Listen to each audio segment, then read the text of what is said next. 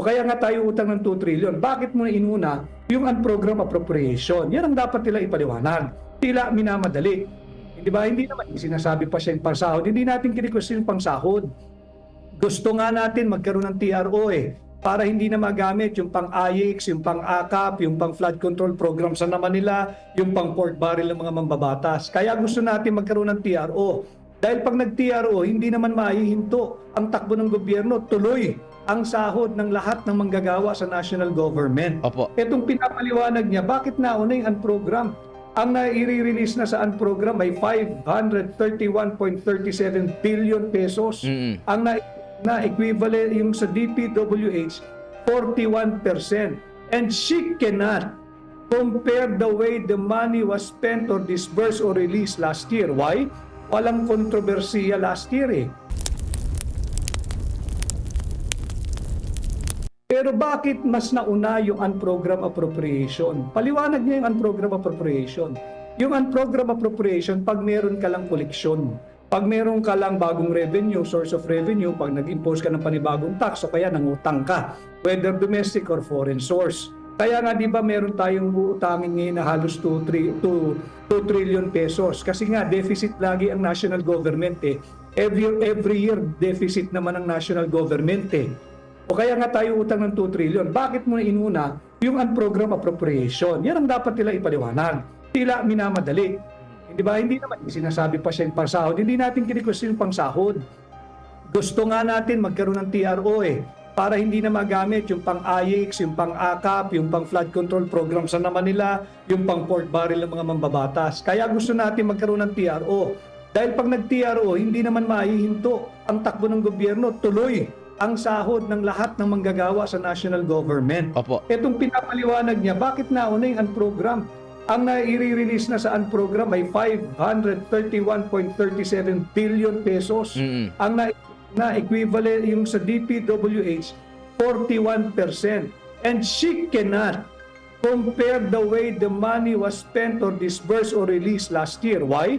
Walang kontrobersiya last year Ang pinaka-kontrobersiya lang doon, yung nasilip na unprogrammed appropriations na nagkakahalagang around 800 billion to 1 trillion pesos. Kontrobersiya pa rin yun, pera natin yun But this time around, this year, talaga mapapansin mo, tila minamadali.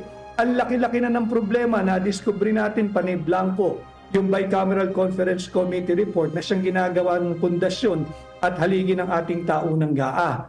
And if she have any better explanation, then go out in public, paliwanag nyo. Yung 65% na release na ng DBM na budget natin for 2025. Boss Dada. Attorney Vic, kung sakali ba na katigan tayo ng Korte Suprema, pwede po bang makapag-file tayo ng impeachment sa mga impeachable officials ng bayan natin? For example, ang pumirma ng GAA si Pangulong Marcos. So, matadamay po ba siya dito? That is a possibility. That's why we are demanding for the release and publication of the enrolled bill. Dahil dito natin makikita saan kinalikot itong anomalous 2025 budget. Ating malalaman kung kaninong makating kamay ang naglagay ng halaga at nakialam dito sa proseso ng pagpasa ng ating taunang budget. And we have a letter already submitted before both the Senate Secretary and the House of Representatives Secretary General. Hinihingi namin yung listahan, yung mga pangalan ng mga bumubuo ng Technical Working Group ng House Committee on Appropriation at ng Senate Committee on Finance. Not because we will be after these honest and decent government workers diyan sa House at Senate. Gusto lang nating mabuo because yan ay proseso ng case build-up. Pero napipintong kasuhan lahat ng dapat kasuhan because this is the core advocacy of Hakbang ng Maisog. We are calling and demanding for transparency and accountability. Aside from peace and security, we demand for transparency and accountability in governance. At ito, last na tanong na lang para sa akin, Attorney Vic. Ikaw po ay dating Executive Secretary ng Pangulong Marcos. Noong siya'y in-interview patungkol dito sa inyong pagsasampa ng kaso sa Korte Suprema, ang sagot niya, isa-shutdown niya yung gobyerno o kung ano man yung isa-shutdown niya. Meron naman pala tayong kasagutan, which is gagamitin lang natin yung budget for 2024. Bakit kaya sa tingin nyo ba hindi niya alam na ganun talaga yung sistema, proseso? O ano pa kaya sa tingin nyo ibang dahilan bakit yun ang sagot niya? Siguro magandang sundan yung opinion mo na hindi niya alam magpatakbo ng gobyerno sapagkat yung sinasabing wala silang contingency plan, kahit wala kang contingency plan, the framers of the 1987 Constitution already anticipated that something like this might happen in the future. So anong ginawa ng framers of the 1987 Constitution? Hindi pa man nangyayari, naglagay na sila ng mekanismo na pag nagkaroon ng ganitong sitwasyon, automatic reenacted yung previous budget. Hindi magsa-shutdown ang gobyerno. Hindi maaari magsara ang national government. Tuloy ang trabaho ng national government, tuloy ang sahod ng lahat ng lingkod bayan na nagtatrabaho sa national government. Ang matitigil lamang yung kanilang AYICS. Ang matitigil lamang yung kanilang AKAP. Itong ayudang tinatawag pero ang totoo ay suhol kapalit ng boto. Yan ang matitigil at yung kanilang unprogrammed appropriation of pork barrel.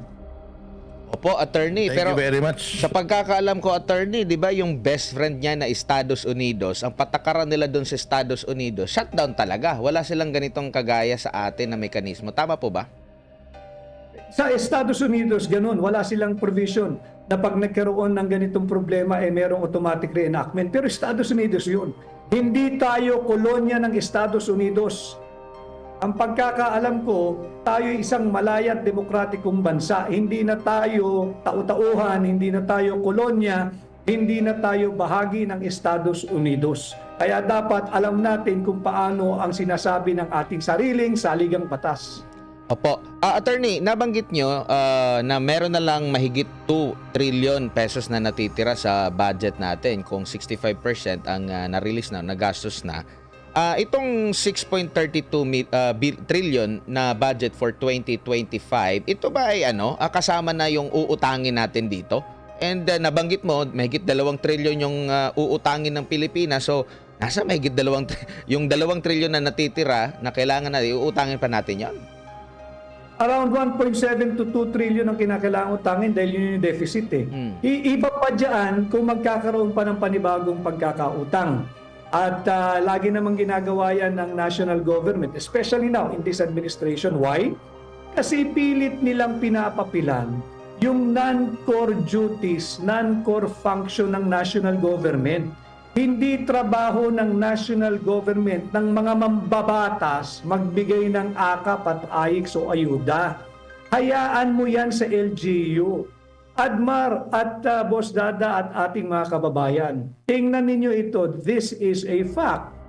Every year, ang national government nagtatapos sa deficit. Every year yan, ang national government.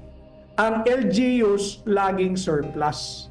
Bakit hindi mo hayaan ang mga LGUs magdesisyon kung dapat bang magbigay ng ayuda o hindi? Unang-una. Pangalawa, bakit hindi mo hayaan ang mga LGUs? Mas kilala nila yung kanilang nasasakupan.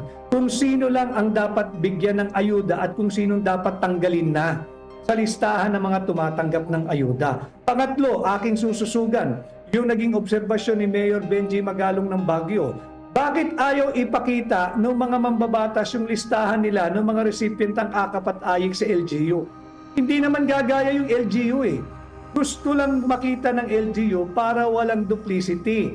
Hindi natatanggap ng pera muli sa national government yung nakatanggap na sa lokal. Dahil sayang ang ating pera Lumalaki yung ating populasyon, hindi naman lumalaki yung revenue ng gobyerno. At hindi matitigil ang pag-uutang ng gobyerno kung hindi nila sisimulan itong tinatawag nating fiscal discipline, yung austerity program, yung belt-tightening. We cannot continue spending what we do not have. We cannot continue spending what we do not earn. And yung pag-uutang, para matugunan yung kulang, hindi yan ang solusyon. Malulubog tayo sa utang.